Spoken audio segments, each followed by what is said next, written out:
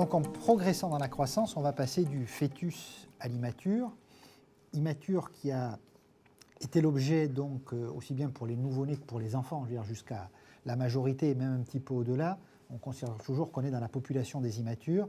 Ce sont des travaux qui ont été menés principalement par Loïc Lalisse, qui donc va vous présenter les travaux réalisés en menant des campagnes de mesure sur des enfants dans les écoles et travaux qui concernent aussi tout le champ de l'odontologie, puisque parmi les critères qui sont ceux considérés comme les plus fiables pour déterminer l'âge d'un immature, il y a bien évidemment les stades d'éruption dentaire.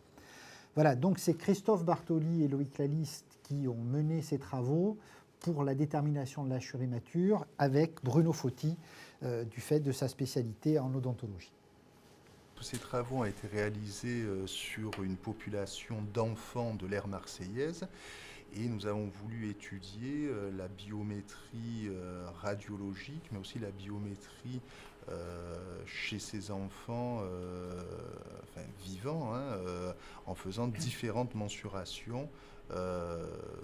Donc nous avons établi ces différentes mesures, différentes régressions pour approcher le plus possible la détermination de l'âge à partir de ces régressions, en sachant que nous avons toujours au niveau médico-légal une demande de la part de l'autorité judiciaire au niveau de l'enfant, de l'adolescent, par rapport aux âges légaux, puisque vous savez que le Code pénal prévoit une gradation des peines et prévoit un traitement judiciaire différent en fonction de l'âge du mineur.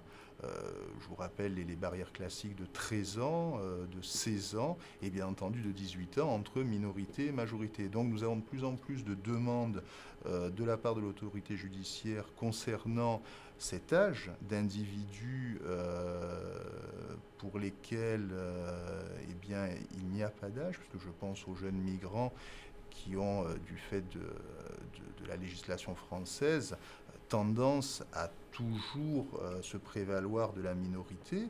Et ensuite, au sein de cette minorité, ils ont aussi toujours tendance à minorer leur âge. Donc c'est vrai que la demande de l'autorité est de nous dire, de nous faire dire pour un individu, et c'est là toute la difficulté, quel est son âge. Est-ce qu'il a plus ou moins de 13 ans? Est-ce qu'il a plus ou moins de 16 ans? Est-ce qu'il est majeur? Voilà. Donc, alors, si on reprend un petit peu les activités de recherche que vous avez menées avec Loïc Lalisse, en quoi ont vraiment consisté ces travaux?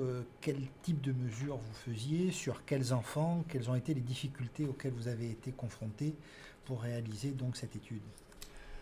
alors nous avons mesuré différents enfants d'âge scolaire, de maternelle, du primaire, du collège, bien entendu après avoir obtenu toutes les autorisations, après avoir fait une information précise, après avoir obtenu le consentement des enfants à même de le donner et bien entendu leurs représentants légaux.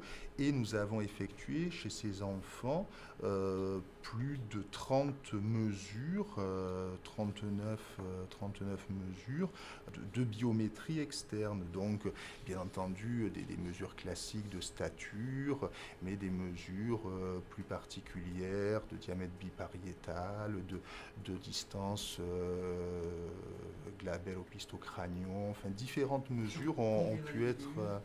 alors, nous avons mesuré près de 2000 individus de l'ère marseillaise. Donc il y a eu un ensemble de mesures qui ont pu être réalisées.